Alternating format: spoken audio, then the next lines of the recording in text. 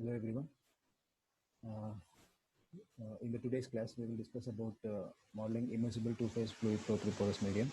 In the earlier classes, we have been discussing about how to model single-phase flow through porous medium, and we discuss about the various step-by-step methodologies associated with modeling any problem, any flow through porous medium problem, and how the conceptual model is becoming a mathematical model, and the mathematical model how you are applying your numerical techniques and then transforming into an or approximating into a numerical model, and how do we solve the numerical model.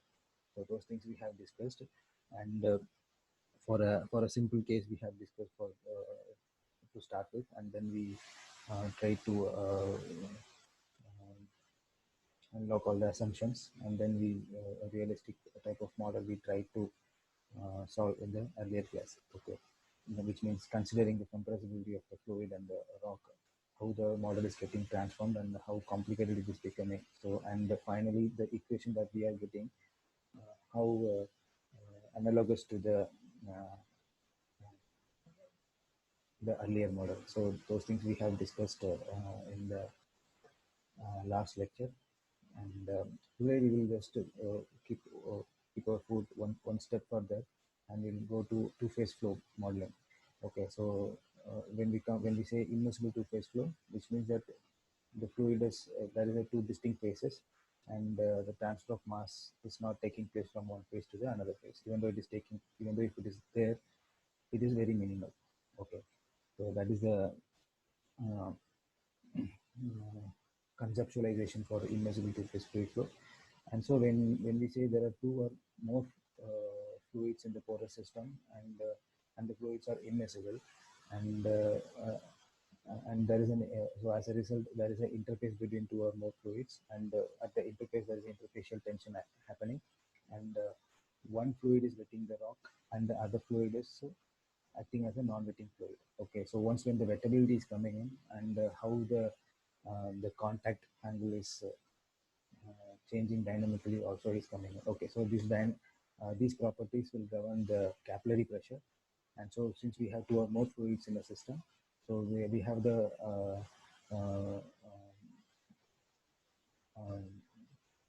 capillary pressure coming into the model now, and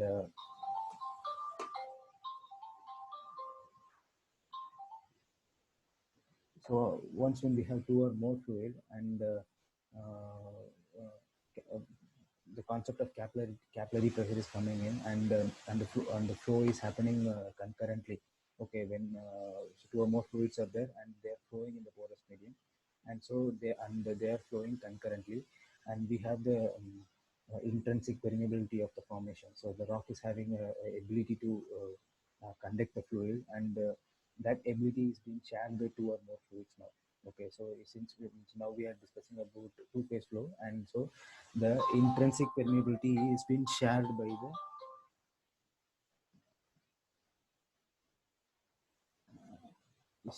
is being shared by the two fluids. Okay, as the flow is happening concurrently. Okay, so once when the concurrent flow is coming in, and we have intrinsic permeability of the formation, and so the concept of relative permeability is coming.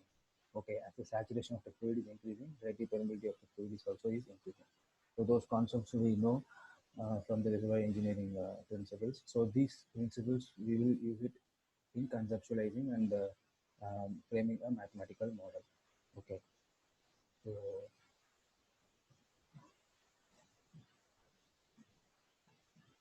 so as I was discussing earlier also, so whenever we have a mathematical model, we have the option of solving it analytically and numerically also. So analytical solution also has a limitation. We cannot solve. It is not possible for us to arrive at an analytical solution for realistic problems, since the equation gets complicated, and uh, it's mathematically very complicated to when the physics on everything are getting complicated, and the equation gets more complex. Okay, so in such a cases it is not possible for us to solve arrive at an analytical solution for all the cases. Okay, and so that's a limitation of the analytical solution, and that is why we need a numerical model. Okay, so a well-known analytical model for two-phase fluid flow is the Buckley-Leverett solution. So the Buckley-Leverett solution is otherwise called as a frontal advance equation, and it will give you the distribution of saturation of the displacing fluids. Displacing fluid, in case of water flooding, it will give the distribution of saturation of water along the length of the porous medium. Um, at, at, at, at different times, okay. So the saturation, the distribution of saturation is expressed as a function of time. So with respect to time, if you substitute the values in the input parameters in the Buckley-Leverett frontal advance equation, you will get the distribution of saturation. Okay, so basically it is derived by applying the material balance of the displacing fluid. Okay, which means that the volume of the fluid entering minus volume of the fluid leaving the element is equal to the change in volume of the fluid. Okay, so let us take a, okay, let's assume a volume of the porous medium with length, width, and height and all, and let's take a small infinitesimal segment delta x dx. So the volume of the, by applying the control volume principle, the volume of the fluid mass conservation, volume of the fluid entering the element, you can calculate it. So one more point I would like to discuss here is, so it is written in terms of the displacing fluid. Okay, in case of water flooding, so water is the displacing fluid, and so the equation is derived as a function of the displacing fluid. And so, say for example, here FW is the fractional flow of water. The fractional flow of water is nothing but flow rate of water to the total flow rate. Q water plus Q oil, and so you have the fractional flow formula here, and the volume of the fluid entering the element, which means the volume of flow rate of water into delta T time, okay, dt time. So that we can write it in terms of fractional flow of water like Qt into Fw into dt.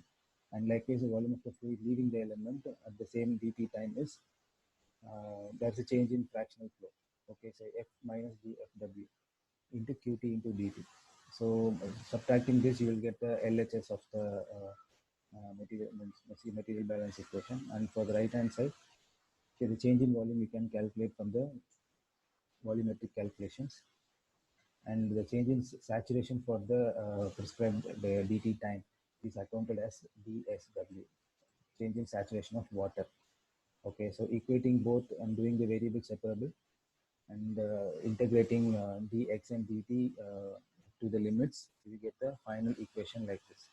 Okay, so this fractional Buckley-Leverett solution, we have solved it using an Excel, and for various time t, what is the distribution of saturation. So this problem we have solved in the lab class, so you should be understanding the Buckley-Leverett solution. Okay, so this is the analytical solution. So the one point is that the analytical Buckley-Leverett solution do not consider the gravity effect. Okay, the flow is horizontal here, and it does not take into account of the capillary forces. Okay, so only the viscous force is considered here, not the capillary force and not the buoyancy force. Both gravity effect and the capillary effect has been neglected in the Buckley-Leverett solution, and that is the limitation of the analytical solution. Okay.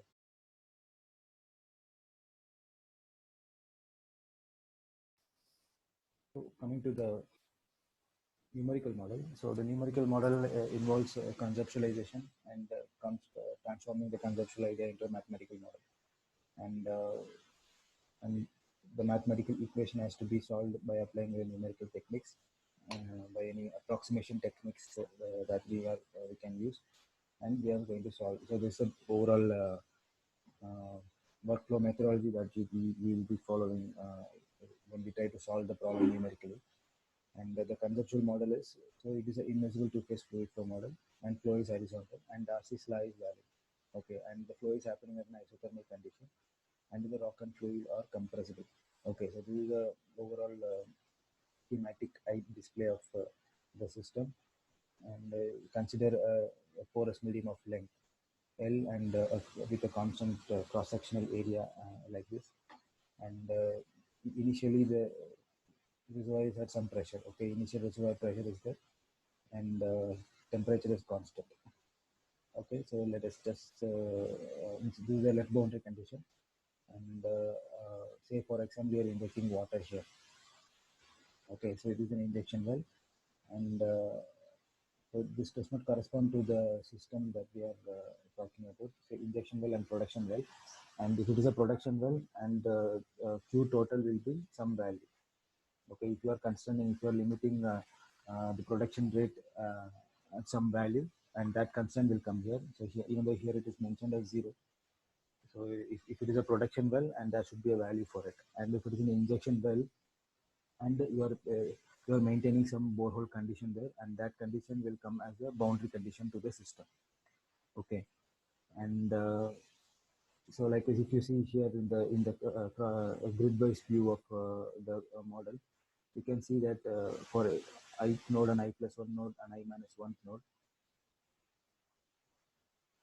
So for every time like this, we will get a different saturation at every point. Okay, so depending on the saturation, the relative permeability will change, and depending on the relative permeability, and for in order to maintain this Darcy flux, so the pressure of the oil and water will change. Okay, so as the saturation of oil is changing, saturation of water will also change, and pressure of oil will change, and pressure of water will also will change. Okay, so the primary objective of the numerical model is to find the pressure and saturation of the individual fluids for every nodes at every time level.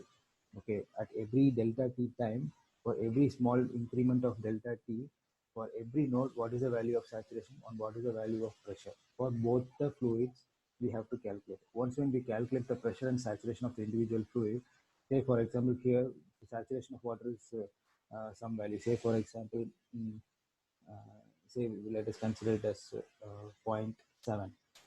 Okay, so corresponding to the saturation, you will get the relative permeability of this water, and once when we have the saturation of water as 0.7, so the saturation of oil is going to be 1 minus 0.7. So zero point 0.3 is the saturation of oil here, and from the relative permeability equations, you will get the relative permeability corresponding to the saturation. So what is the Darcy flux to this domain? We can get from the equation, from the Darcy flow equation, K R alpha by mu alpha and dou P by dou H. Okay. So once when we have saturation and pressure, so for the value of the pressure of water and for the value of the pressure of oil, if we have related the viscosity of the fluid as a function of pressure, if we have the empirical correlation or the experimental value of viscosity as a function of pressure, so then we can calculate the viscosity of the fluid, and substituting this value for this domain in the mass conservation, momentum conservation equation, we will get the Darcy flux. Okay. So that's the objective. So the point is the primary objective is to find the pressure and saturation of the individual fluids for every grid blocks for every delta t time. Okay. So from the initial condition, for if the delta t is 1 day, after 1 day, what is the distribution of pressure and saturation in all the nodes? That's what we have to find. And after finding the distribution of pressure and saturation for at individual nodes, individual node points after 1 day, from that value as the input, and using that value as the input, calculate the second day value. And once when we calculate the pressure and saturation for individual nodes after 2 days of injection time, after 2 days of the simulation time, using that as the input, calculate the third day value. So likewise, we will be doing time marching. From the first day value, we calculate the second day value, and from the second day's distribution of pressure and saturation, calculate the third day distribution, and using the third day's value as the input and calculate. So likewise, it is basically done in a time marching way. Okay, so it's a time marching problem. So that's how it is numerically done. And for calculating it numerically, we need to transform this conceptual idea into a mathematical form. So that's what we are doing here. So the idea of means applying the mass conservation and momentum conservation for individual nodes. Say for example, you have divided into delta x domain, apply mass conservation and momentum conservation in that domain, and uh, derive the equations from there. Okay, so mass conservation is written like this. So the derivation of the mass conservation we have discussed in the class, and it is finally we have got like this. Okay, so rho alpha, porosity and saturation alpha. So the subscript alpha represents the phase. So if it is oil phase, it is alpha is O, and if it is for water phase, it is alpha is W. Okay, so likewise mass momentum conservation equation we can write. So Darcy's law is the momentum conservation equation, and it is written like this. Okay, for a single phase flow, it is like this. So dou P by dou X, K means negative K Kr alpha by mu, dou P alpha by dou X minus rho G dou Z by dou X. Okay, this is the gravity term, and pressure of oil and pressure of water is there.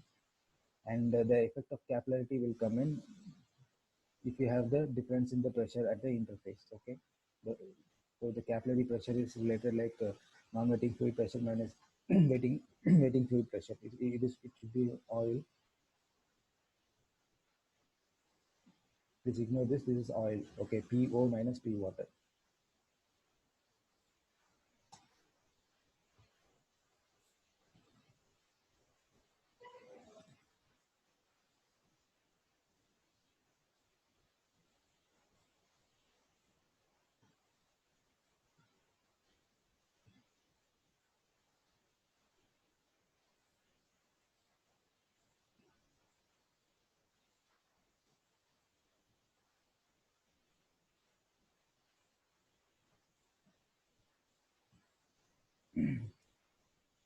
Okay, so the capillary pressure will come in. When we do the derivation, you will see how the capillary effect is coming into the equation. Okay, so this is actually mass conservation and momentum conservation. This is actually two equations, but if you substitute for individual phases, we will get four set of equations. And the momentum conservation, Q alpha, can be substituted here in the mass conservation equation, and then you will get two equations for two phases. Okay, so it is written here. It means ignoring the gravity term, it is written like this here. Okay, you can see the temporal derivative term is coming here like this, and the density is accounted as a formation volume factor here. Okay, so how this rho alpha is becoming 1 by d alpha, we have discussed in the earlier class also. Maybe I will go there. Okay, so density of water is written as density of water at standard condition to d water. Okay, so standard condition density is constant, and so in the left hand side and right hand side, this term will get cancelled, and so we finally will get a mass conservation equation like this. Okay, so porosity into saturation of water by d water, and likewise porosity into saturation of oil. For oil phase, it is like this by d oil. And the RHS term, after substituting the Darcy flux into this, we will get some like this. Okay, dou by dou X of K Kr alpha by mu alpha, and d alpha is coming from this density. Okay, likewise for the oil phase also we will get like this. Okay, and this is now we have two equations from the governing equations. Okay, so for oil phase and the water phase, we have two equations, and this two equation has four variables. Okay, so one is the pressure of oil and pressure of water. Pressure of oil and the pressure of water are the two variables here, and the other two variables are the saturation of oil and water. Okay, the saturation of oil and water is accounted here. Saturation of oil and water is there, and in the relative permeabilities also is expressed as a function of the saturation of the fluid, corresponding flow. Okay, so this equation has four unknowns, and we have only two equations. Okay, so in order to solve this, you need two more equations, and so we are using the auxiliary equations like the capillary pressure and the saturation of water. Okay, so the saturation of water by saturation of oil is equal to 1. This equation, which we can use it to transform two saturations into one. Okay, if you can write saturation of oil is equal to 1 minus saturation of water. Substitute SO is equal to 1 minus SW, and so these two saturations will become one saturation. And likewise, if we write pressure of water, PW is equal to Pw is equal to Po minus Pc. If you substitute pressure of water here into Po minus Pc, and then finally the equation will have only two unknowns. One is pressure of oil and the saturation of water. Okay, so likewise you use the Euclid equation and transform the two governing equations, which was already having four dependent variables, that has been transformed into an equation with two dependent variables. Okay, so the two dependent variables are pressure of oil and the saturation of water. Okay, so we can use this relation to transform into any saturation of oil and pressure of oil, or saturation of water and pressure of water, or saturation of water and pressure of oil. So in any different ways, if you want, you can rewrite this equation in that way. So the idea is which saturation and which pressure you want to calculate. So depending on that, you can rewrite this equation. Okay, so finally, at the end of this process, you will have two set of equations with two set of unknowns. Okay, so now this equation is solvable, and that's what we are going to do in the next slide. How this two equation has to be converted into a single equation by applying our basic mathematical philosophies. Okay, so first let us take the RHS part, temporal derivative terms of the equation. So flow equations. So taking the temporal derivative of the oil phase, this you can rewrite like this. Okay, like dou by dou t of UVW. So that's it. This you can write, split it into this way. So this step we have done for single phase fluid flow also. When we deal with single phase fluid flow, the saturation term will not be there. Okay, so earlier we had dou by dou t of S by B. Okay, so let me go to that slide also for your for you to recall. Okay, yeah. So here you can see dou by dou t of porosity by B.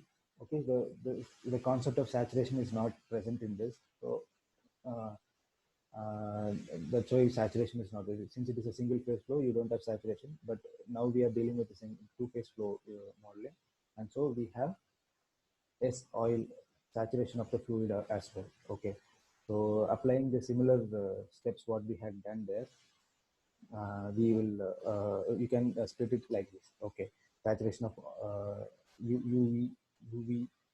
Okay, so you can do it, split it into UV into W dash, UW into V dash, and U dash into VW. So that's how it is split.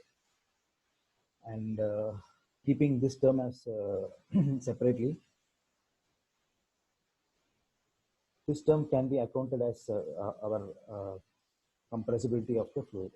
Okay, so porosity into pi S oil into dou by dou T of 1 by B naught can be split like, can be written like this,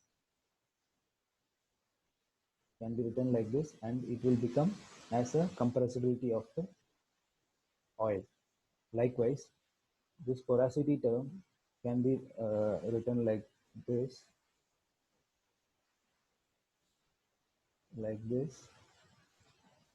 and this will become here, and this is accounted as a rock compressibility. Okay, rock compressibility, and this term will be there as a separate term. So when we try to add both the equations, this will get cancelled out. So likewise, you can write it for the water phase also. So for water phase, this equation can be written like this. Okay, so keeping the saturation of water term as separate, and then you can rewrite this term like this. Okay. Okay, now here,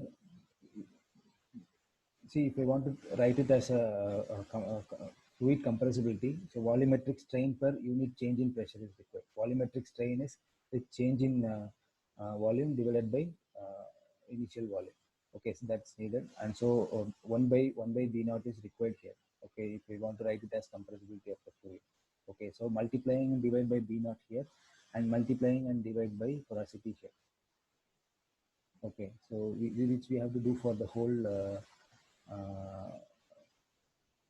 which we have to do for the whole equation, and then you can rewrite like this.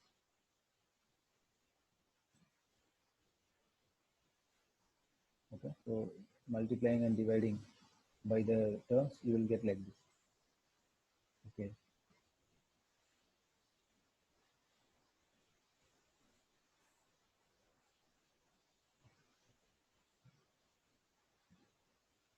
So the idea is when we add both the equations, the dou S oil by dou T and dou S water by dou T will become zero. If you write like this, dou by dou T of, in the common bracket, it will become SW plus S oil, and SW plus S oil is nothing but 1, and differentiation of 1 is 0.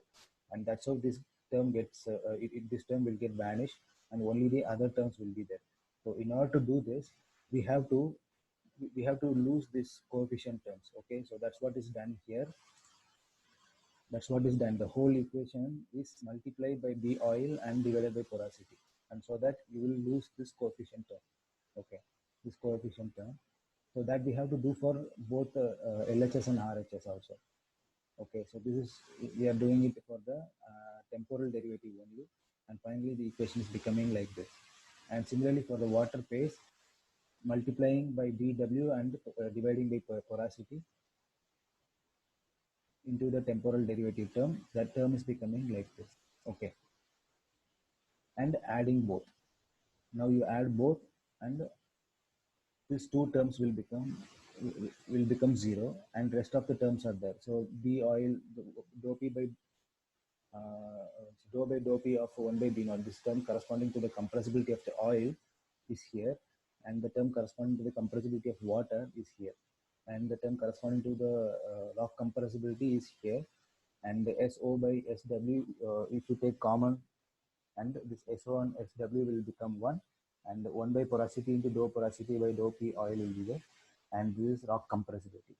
Okay, so volumetric strain change in porosity, the initial porosity value for unit change in pressure.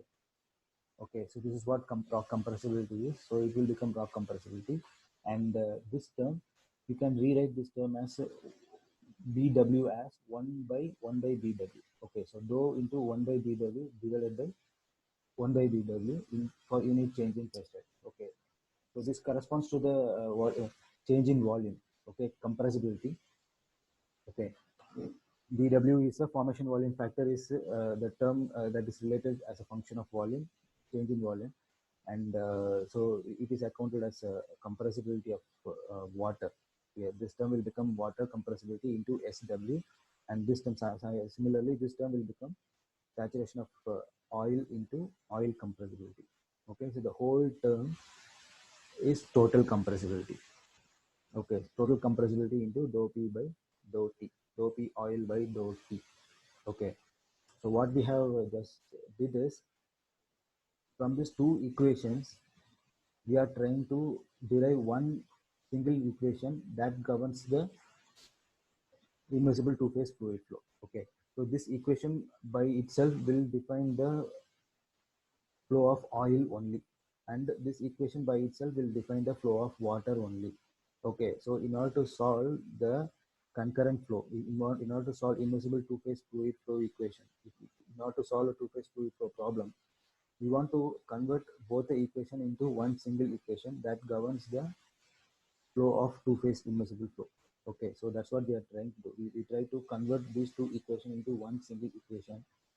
And so to start with, we are first taking the RHS part, the temporal derivative part. This temporal derivative part has three variables, and so you are splitting into UVW. Okay, we apply the differentiation principle and split it into dou by dou T of UVW, and that we are doing, and then rearranging the equation. So our objective is to bring it into a single equation, and so we are multiplying with some parameters, variables here, and then in order to lose the saturation term, we are multiplying and divide by B oil and porosity respectively, and then we are getting an equation like this. So now if you add both the equations, we are losing the saturation term. So this is very significant because now the temporal derivative, earlier In this equation, I told that we have four unknowns. Okay, one is pressure of water and saturation of water, pressure of oil and saturation of oil. Okay, so by using capillary pressure, you are making. Okay, so basically what I'm sorry, basically what we have done here by adding this, we have lost the saturation term. Okay, by applying our mathematical principles, we have lost the saturation term itself. Okay, so now this equation has four unknowns. So now what we have done, we have lost this saturation term. Okay, so now it is going to be only two unknowns now. Okay, so that's what we are going to do. So the temporal derivative has saturation, and the pressure is the effect of pressure will come here as B oil. Okay, so this saturation is lost now, and we don't have saturation term in the temporal derivative. So likewise, applying the same this multiplying and divide by B or B naught and porosity for the RHS, LHS also, the spatial derivative terms also. Okay, so whatever we have multiplied here, this coefficient which we have multiplied here for the temporal derivative term, that has to be done for the RHS also. Whatever we have multiplied here in the temporal derivative term to do the calculation, the same mathematical steps we have to do for the spatial derivative terms also. Okay, so the spatial derivative terms also. So that's what we are doing here. Okay, so the say the spatial derivative of oil phase is multiplied and divided by B naught and porosity respectively, and likewise for the water phase, B water and oil divided by oil. Okay, so these terms are multiplied here and added. Okay, so we multiplied and divided and then added both the phases, and likewise we are multiplying and adding. So finally the equation is becoming like this. Okay, so by doing this, we lost the saturation term in the earlier step. Okay, but still it has two equations. Now we are having only one equation. Okay, so it two unknowns, pressure of oil and pressure of water, but the equation which we have now is only one. Okay, so we have only one equation, but the unknowns are two. So now we are using our capillary pressure term to transform pressure of water into pressure of oil.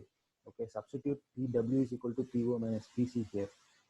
And so now if we are doing this, what will happen? This equation will have only one unknown, which is Po.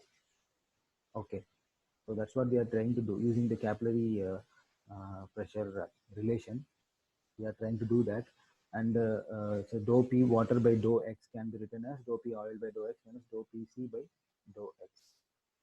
Okay, so after substituting this and writing in terms of derivatives, we will get like this. Okay, so this LHS is clear, and RHS part, this is dou P by dou X term, dou P by dou X term. Okay, this is a viscous force term. This viscous force term will become like this, oil viscous force term, and the water viscous force term will become like this, water flow term.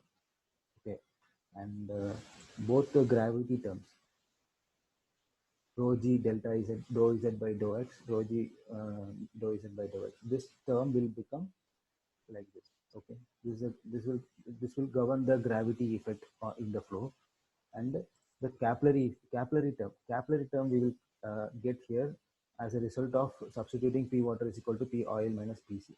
Okay, this water viscous term, water flow term. Okay, water flow, this will give the viscous force uh, and experienced by the water phase.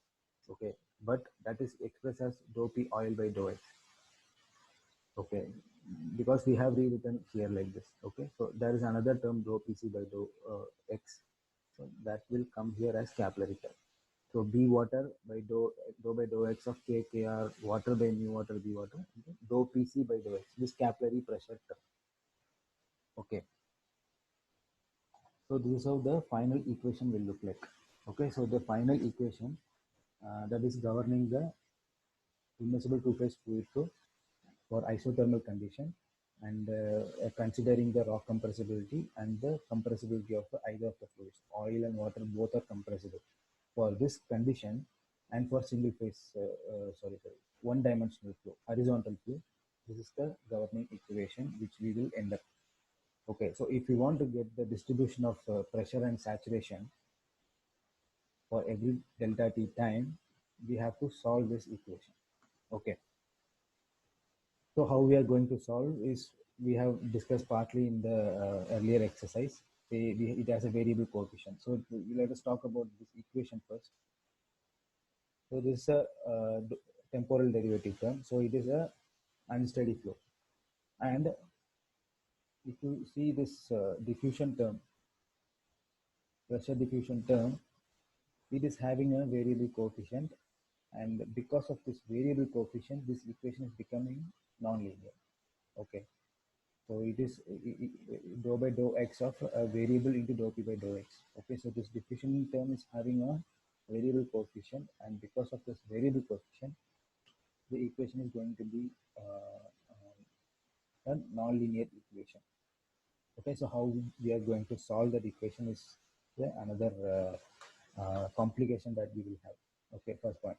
And the second point is this is for a single one-dimensional flow is happening horizontally along x-axis. Okay, if you consider y-axis, and you will get another term corresponding to dou by dou y and dou p by dou y. Okay? And relative permeability corresponding to kr water, K means intrinsic permeability in x directional intrinsic permeability and y directional intrinsic permeability you will get. And likewise the gravity term also. So dou by dou z by dou y and dou by dou y. So you will get like this. And the capillary pressure term also will change. Okay. So this is equation wise, and grid wise, it will involve,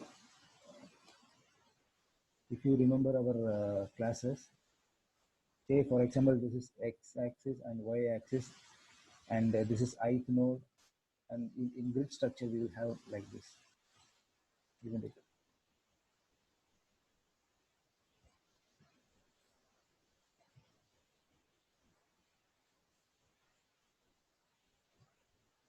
So we will divide the whole domain into small grid blocks, and we will try to get the pressure and saturation at the intersection points. Okay, I comma j, I plus 1 comma j.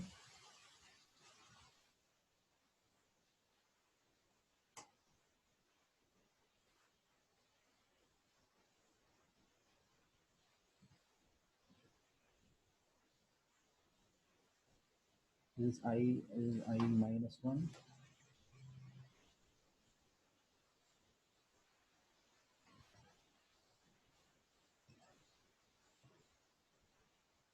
Minus 1.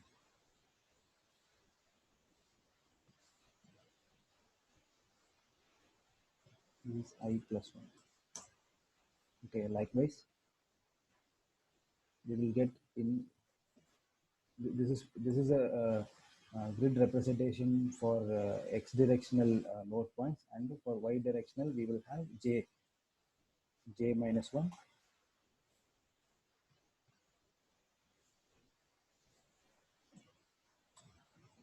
j, and this is j plus 1.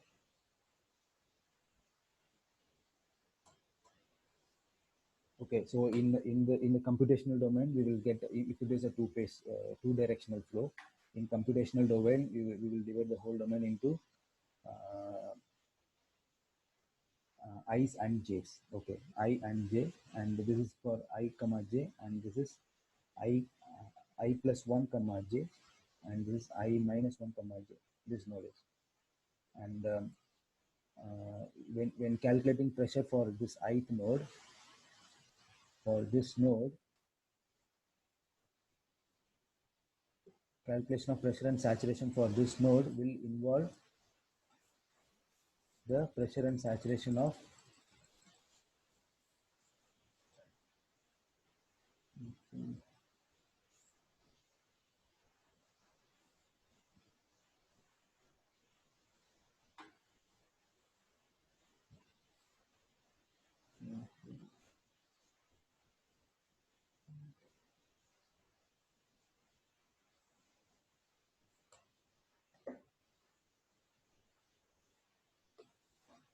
Okay, so this grid structure is very not in a good shape. Please bear with me. So for calculating, if it is two directional, 2D, if you are solving for x and y axis, aerial view, you are solving the problem. This is in a one-dimensional. It is a one-dimensional problem. So you will have a grid structure like this: I and I plus one, and I minus one. But in case of 2D, if you are solving for x and y axis, you will get another terms also. And so for calculating the pressure at I comma j, it will involve all these four node values. Okay, so all these four node values will come in.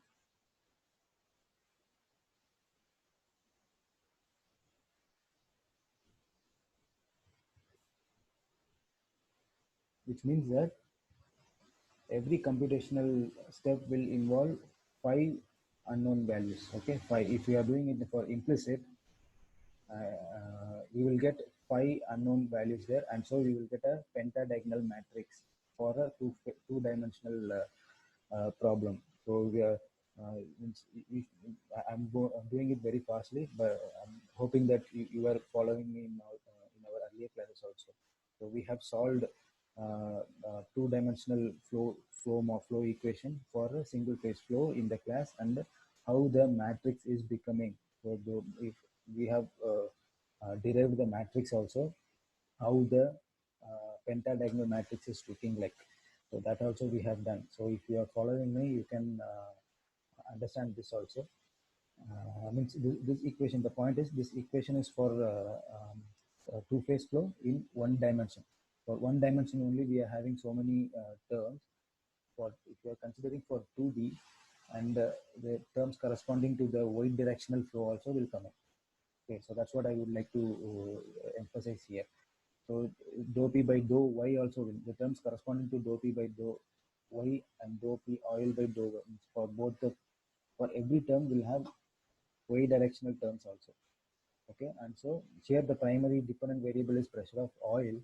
We want to find the pressure of oil at individual nodes, and so what will happen? This equation will relate for calculating the pressure of oil for I and j, I comma j node. It will involve all the neighboring node values. Okay, because the neighboring node value is what is enforcing, I mean, giving the pressure for the I comma j node. Okay, so this is the pressure at the immediate neighboring nodes will govern the pressure at the I comma j node, and so physically that's what will take. That's what is happening, and that has to come into a mathematical model also. So likewise, what we have done through that, we will get this form. Okay, so the main point is, if you are going for considering x and y axis, if you're trying to solve for 2D, and then the equation will get one more term, every term will get one more term for defining for dou p by dou y, and then the final discretized equation will have five unknown nodes, and so the matrix that we are getting at the end is going to be a pentadiagonal matrix. Okay, this is for two-dimensional flow. Two dimension, if you are trying to solve it for two dimension, but this equation will have only three unknowns. So the grid structure for this equation will be like this. So this we will see tomorrow in the next class. I'm just I didn't want to cover this now, but I just came. Okay, so this is the grid structure for single phase flow, sorry, two phase flow in one dimension. And this is going to be the grid structure. Our physical domain is going to be like this, and that the computational domain, analog means representing the physical domain, is going to be like this. We have divided the whole length of the porous medium into individual nodes, and the pressure and saturation at individual node is what we are going to calculate. Okay, say for example, this is our ith node. Our ith node calculation will involve these three nodes only.